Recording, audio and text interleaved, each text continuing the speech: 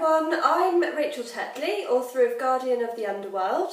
If you'd like to see details of that, then there's a link below the video.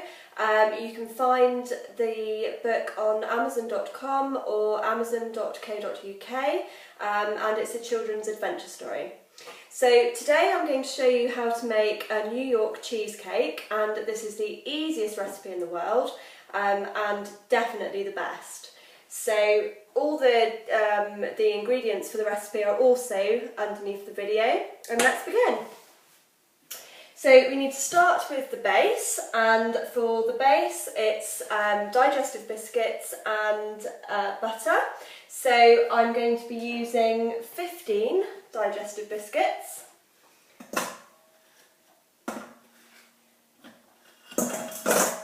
which we need to crush. So you can either do that in a bowl or put it in a plastic bag and roll a rolling pin over it, but I'm going to do it in a bowl.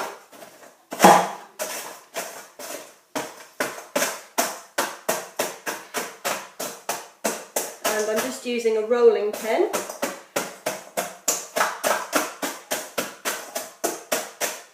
Get them nice and small. And you want it to be fairly fine so that the melted butter, sticks it all together, and then you've got a nice firm base for your cheesecake. So it'll take a few minutes to get that all crushed up nicely.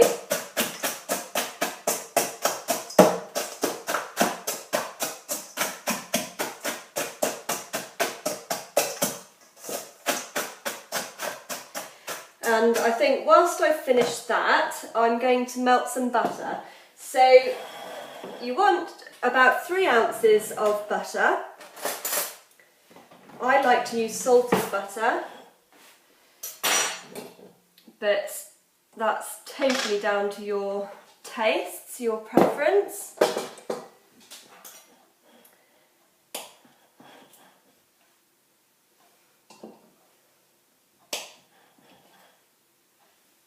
Okay, and that's about 3 ounces there.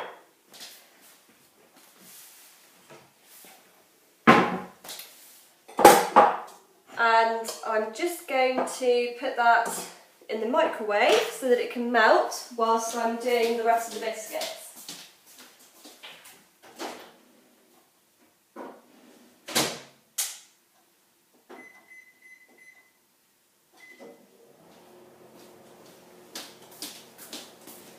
And that will take about 40 seconds in the microwave. Don't put it in for much more because you'll find that it will start to burn and separate as it melts.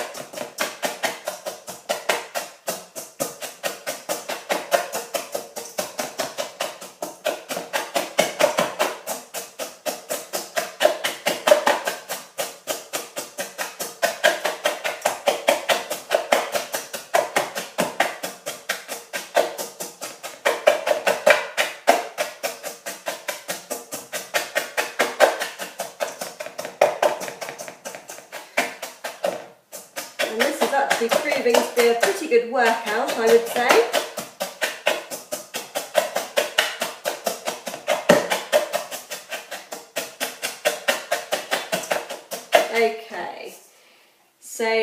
as you can see, we've got some nice fine bits of digestive biscuit all mashed up there.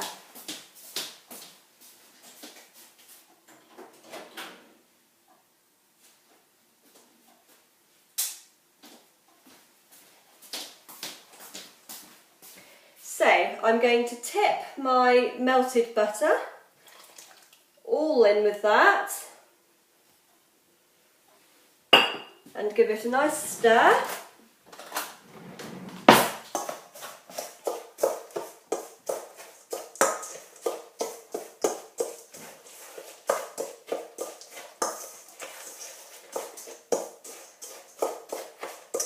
And you'll find that it will start sticking together as it all gets nice and moist.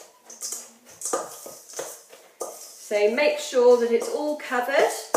You've got no dry bits of crushed biscuit left. And it looks something like that. So now I'm going to put that into my baking dish. And then give it a bit of a press down so that it's nice and flat and firm.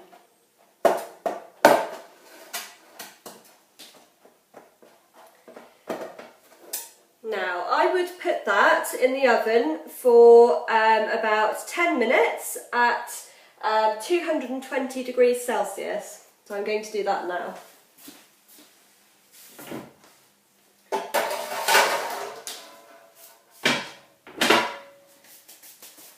Okay, so whilst that's in the oven, you can get on with doing the topping, my favourite. Now, I'm going to use the same bowl, so I'm just going to rinse that out a minute.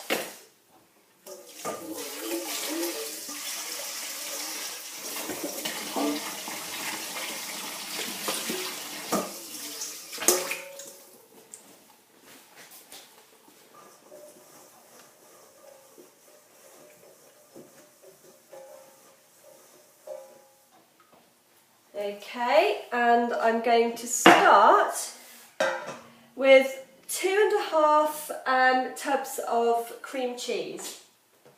So 2 of my tubs are 300 grams.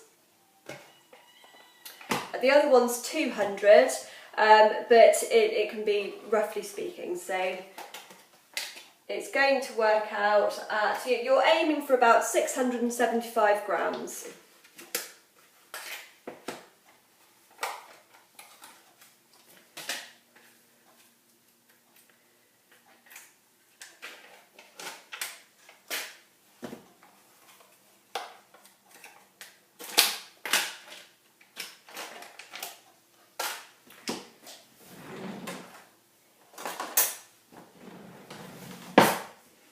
Okay, so that can all go straight into your bowl. 1, 2, and my roughly half of my 200 gram tub. Then I want to add to that about 5.5 ounces of, I use granulated sugar.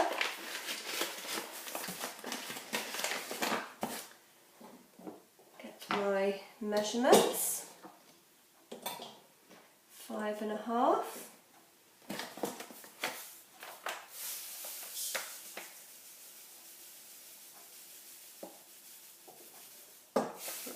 Pretty much it. That can go in as well. And some vanilla essence. Now, lots of recipes say a couple of drops of vanilla essence, but personally I really love vanilla, and so I think, a nice, decent sized pour of some vanilla essence. And finally, 3 eggs. So to stop the mixture curdling, you want to add those gradually. So I'm going to add my first one, and then I'm going to start up my little hand mixer and add them one at a time. But 3 eggs in total go into that.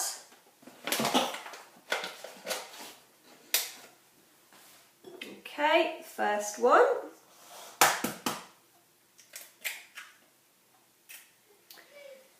And here I go with my mixer.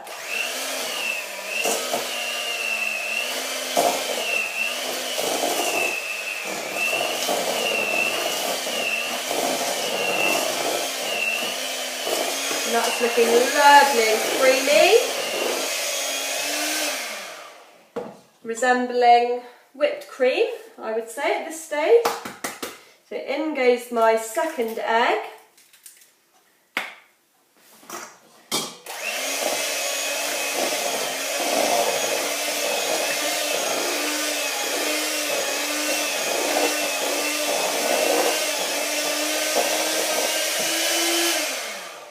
And finally, egg number 3.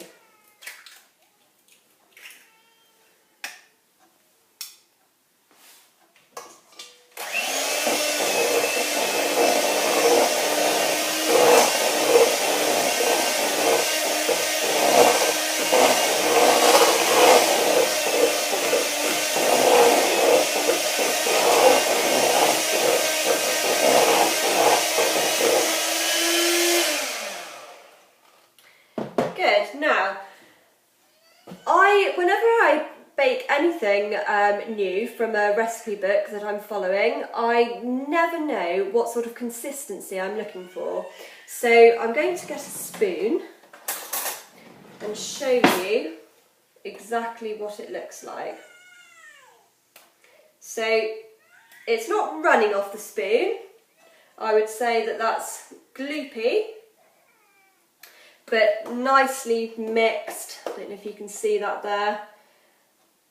And looking beautiful. And I can't resist a bit of a taste.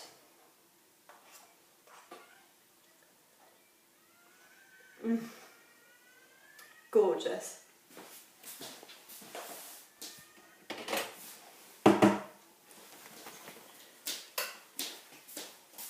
Okay.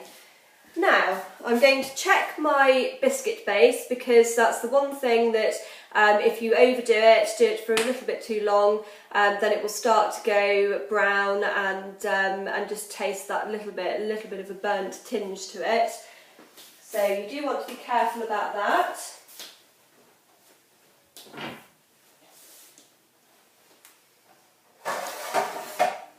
But no, that's looking perfect.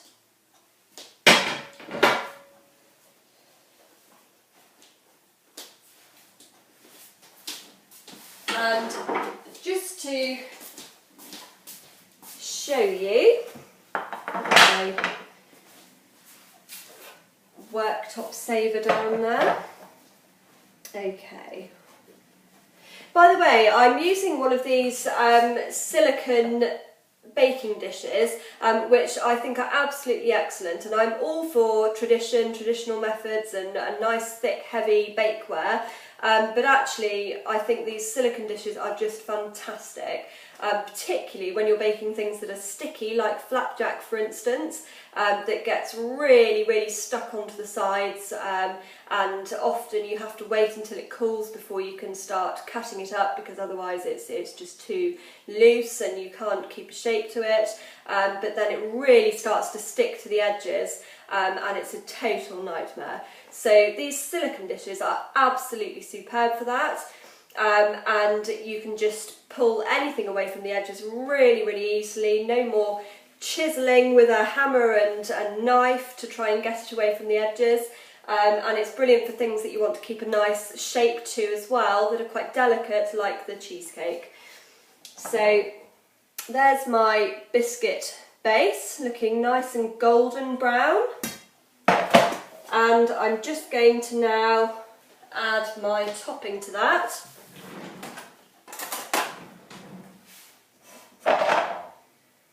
Here we go.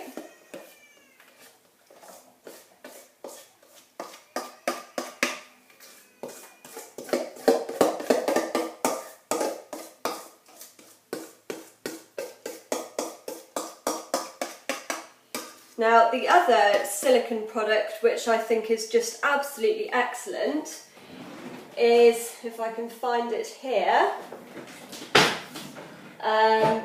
it is a spatula which, no, I can't seem to find.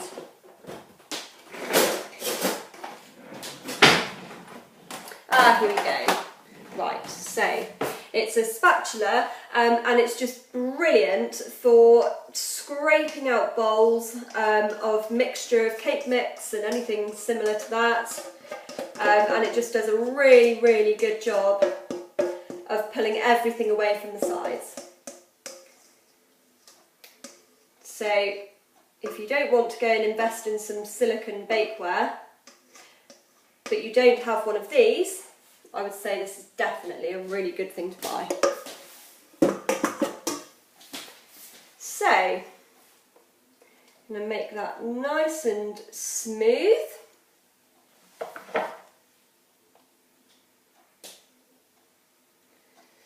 And I'll show you that in just a second.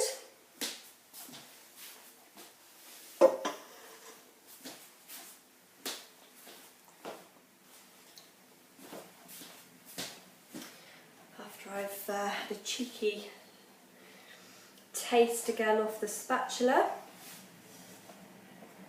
and here we go. So that is the cheesecake, and I'm going to put that in the oven now. First of all for 15 minutes at 130 degrees Celsius, and then once that's done, then for 20 minutes at 120 degrees Celsius, and you should end up then with something that looks nice and smooth on the top. It's a little bit golden, but not too much. As it starts to go golden, that's the sort of time that you need to be thinking about bringing it out. And you do need to be a little bit careful about not moving it around too much, because it'll start to crack along the top. So to keep just that perfect cheesecake appearance, keep it nice and together. So for me, I've put it in this baking tray because it's just a really, really convenient and easy way of keeping it nice and stable and flat. That's one of the disadvantages of the silicone bakeware, is that of course it's really, really malleable, so just the slightest picking it up and doing anything with it and it starts to move around and mess around with the contents. So it's a good idea to put it in something firm so that you can grab hold of it out of the oven, in and out of the oven, and there we have it. So I'm going to push it in the oven now.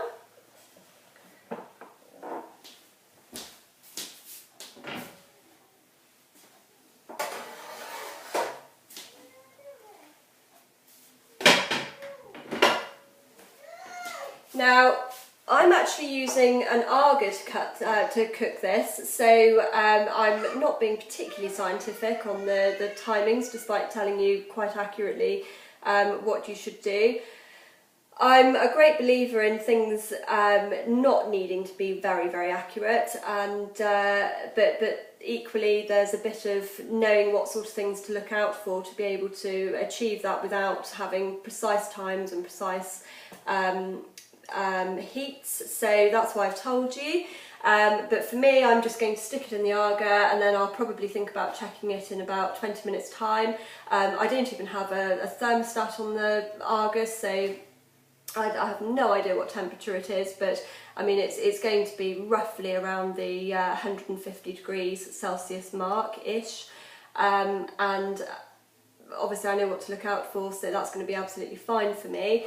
But the best way of doing it, or the easiest way to know that you're absolutely going to have a perfect cheesecake that's cooked perfectly every time, even if you don't know what to look for when it's cooked, is if you have one of these microwave ovens where there's no heating it up to temperature in advance. You can just program in the temperature that you need and stick it in for the times that I've said, and then it will come out absolutely perfect every time.